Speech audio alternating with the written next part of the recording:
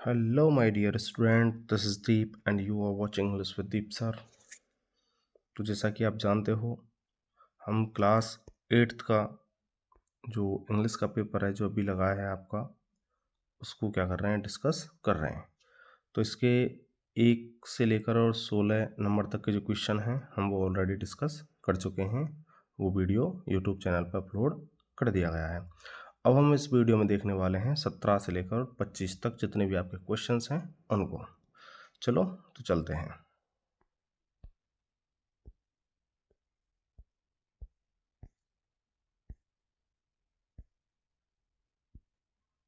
ये part number ये 3 short answer type questions. तो इसमें जो आपका ये पैसे से संबंधित है क्वेश्चन, आप जानते हो। इसमें है आपका हाउ डिड जोडी स्ट्रोक द फाउंड साइट। तो इसका क्वेश्चन है, इसका जो आंसर मिलेगा आपको वो यहाँ पे है, ये रहा। ही मतलब कौन है, वो जोडी स्ट्रोक इट्स साइड जेंटली, या फिर ये पूरी लाइन लिख सकते हैं, he stroke it side as gently as though the fawn were a china deer and he might break it. इतना आपका ये हो जाएगा। वैसे असली इसका आंसर तो यही है, जेंटली वाला जो है, लेकिन फिर भी आप यहाँ तक इसको कर सकते हो। अब दूसरा क्वेश्चन देखें। दूसरा क्वेश्चन है डिस्क्राइब द फाउन, मतलब फाउन के बारे में बताइए। फाउन कैसा था, जो मृग शावक था, हेरड़ का बच्चा, कैसा था। तो वो इसी में से देख के बताना है हमको वो कैसा था। तो ये रहा आपका आंसर यहाँ पे। It's skin was very soft. It मतलब किसके लिए आया यहाँ पे, उस फाउन के लिए। It was sleek and clean and had a sweet scent of grass. तो इतना हो जाएगा डिस्क्रिप्शन के लिए। फिर इससे आगे देखते हैं कौन सा क्वेश्चन है। क्वेश्चन नंबर तीसरा है हार्ड। हार्ड का क्या बताना है हमें, इसका अपोजिट बताना है। तो इसका अपोजिट इसमें दिया हुआ है, क्वेश्चन में है आपके लिए, अभी बताया है मैंने। क्या है वो, सॉफ्ट है, ये रहा यहाँ पे सॉफ्ट। तो हार्ड का क्या हो जाएगा, सॉफ्ट हो जाएगा। फिर अगला क्वेश्चन है, ये आपके 2-2 नंबर के क्वेश्चन थे और ये हार्ड वाला जो है वो 1 नंबर का है। अब हाउ डिड जोडी लिफ्ट द फाउन, जोडी ने फाउन को किस तरह से उठाया, कैसे उठाया। तो देखते हैं यहाँ जोडी कैसे उठाता है। तो ये रहा यहाँ पे, ही रोज स्लोली, वो स्वयं खड़ा होता है पहले, and lifted the found from the ground, वो उसको उठा लेता है। इस प्रकार पहले वो खुद खड़ा होता है फिर उसको उठाता है। ये आपका ये हो गया। इसके बाद में देखें, वाई वाज जोडी एफ्रेड। अब जो उठा लेता है उसको तो वो भयभीत क्यों होता है। तो इसका उत्तर है,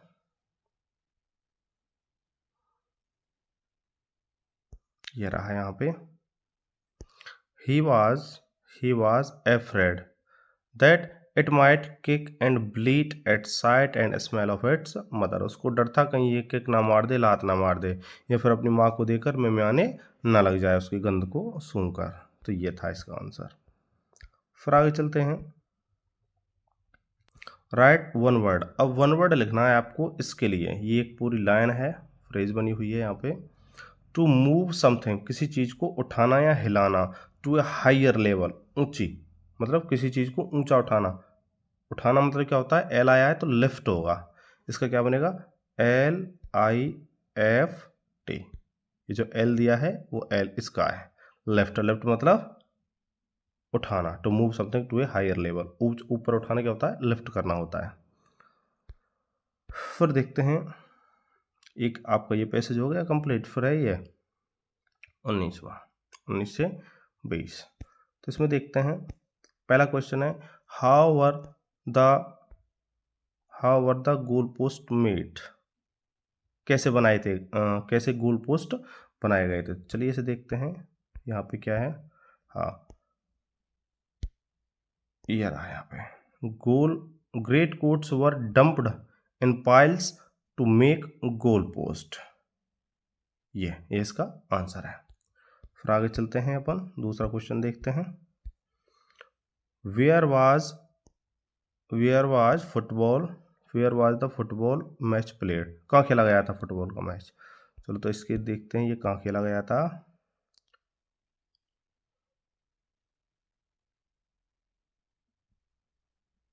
इसका है ऑन द चार्ट।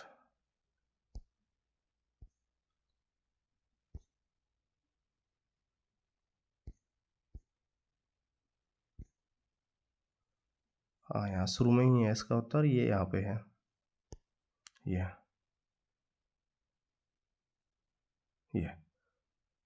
ये out in the middle of no means land, यहाँ पे खेला गया था। The match was played in the middle of no means land, यहाँ पे खेला गया था ये। फिर आपका अगला क्वेश्चन बनता है, find the word which means to find a resolution to a problem, मतलब किसी समस्या का समाधान। ये सोल्यूशन, क्या है ये सोल्यूशन, किसी प्रॉब्लम का सोल्यूशन। तो इसके लिए समस्या के समाधान के लिए क्या आर से वर्ड शुरू हो रहा है आपका। तो यहाँ पे एक वर्ड है, कहाँ है वो,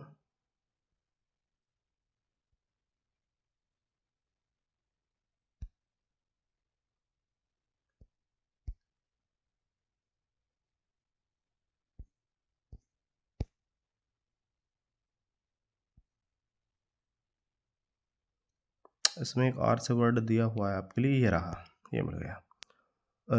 रिजॉल्व करना, क्या करना, रिजॉल्व करना, किसी समस्या का समाधान निकालना। तो ये रिजॉल्व हो जाएगा आपके लिए, इसके लिए हो जाएगा रिजॉल्व।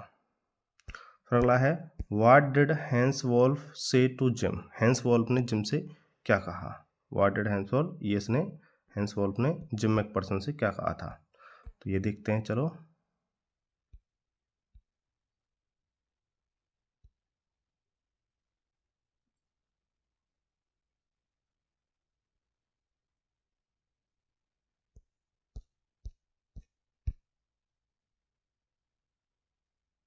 ये रही लाइन, ये रही।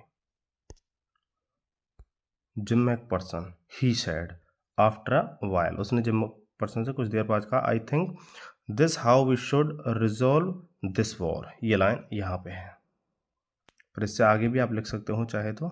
ये है मुख्य बात कि no one dies in a football match, no children orphaned, इस प्रकार का।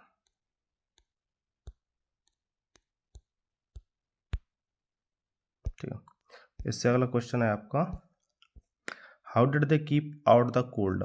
कीप आउट द कोल्ड मतलब ठंड को बाहर रखना, मतलब अपने गर्माई बनाना, शरीर में गर्म रखना अपने शरीर को, कैसे करते थे वो, ऐसा ये जो क्वेश्चन है आपके लिए।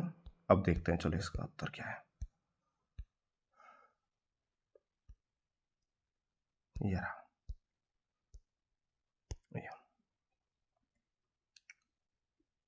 क्लैपिंग और हैंड्स एंड स्टैम्पिंग और feet to keep out the cold as much as anything. यहाँ पर ये आपका उत्तर ये रहा है, ये आपका ये हो गया। क्लैप करते थे, स्टम्प करते थे, पैरों को जोर से धरती में मारते थे, सर्दी को दूर। अपोजिट वर्ड है हॉट का, तो क्या हो जाएगा, कोल्ड हो जाएगा इसका, तो क्या होगा, कोल्ड इसमें दिया हुआ है। और पीस का आपका वॉर हो जाएगा, पीस शांति, और वॉर मतलब युद्ध। तो ये आपके हो गए। इससे अगला है आपका, फिर पैसेज है और इसमें क्वेश्चन है, why was difficult to grow crops. Difficult क्यों था क्रॉप्स को उगाना, फसल उगाना क्यों था।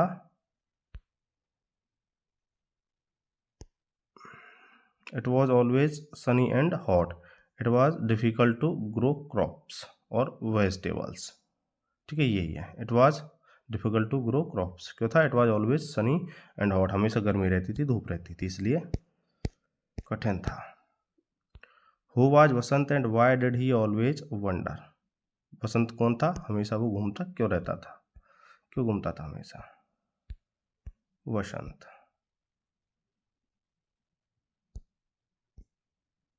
तो वसंत क्या था, वसंत वाज अ यंग बॉय, कौन था वो, यंग बॉय था। अब ये तो हो गया आपका। फिर इससे अगला उत्तर है, वो घूमता क्यों था, ये रहा है वो घूमता था। Why it was Sunny and hot through out the year. ये इतना हो जाएगा आपका उत्तर यहाँ तक। फिर देखते हैं अगला शॉर्ट। आपका प्रश्न है शॉर्ट, और शॉर्ट का क्या बताना, अपोजिट।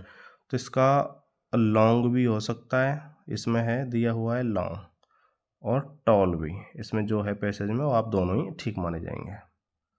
ठीक है, फिर आगे चलते हैं। देखो, what did the wise owl tell Vasant to do. उस वाइज आउल ने, उल्लू ने वसंत को क्या करने को कहा था। तो इसमें देखते हैं,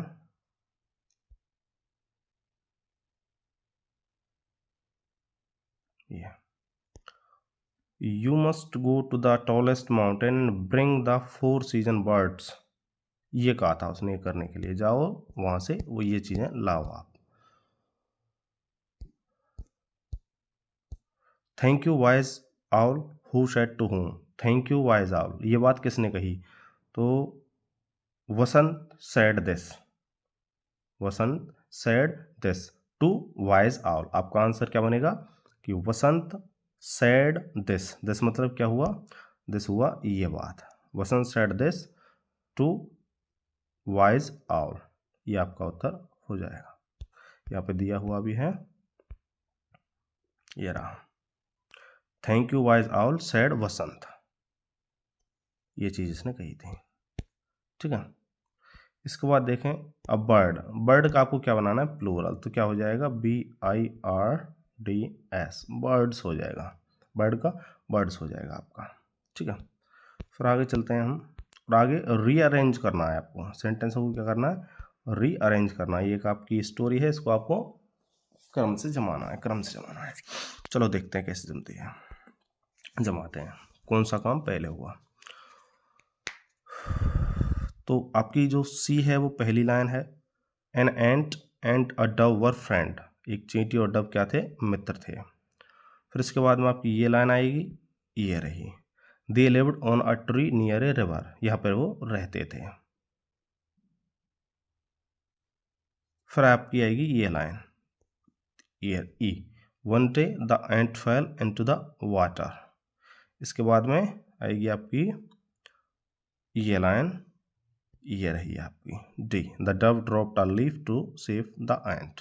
और सबसे लास्ट में आएगी आपकी सबसे पहली लाइन। तो इसका क्रम आपका ये हो जाएगा, क्रम क्या बनेगा आपका, सबसे पहले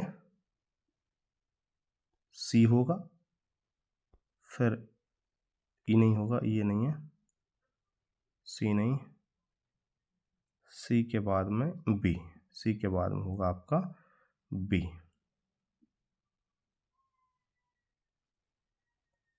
फिर आएगा आपका ई,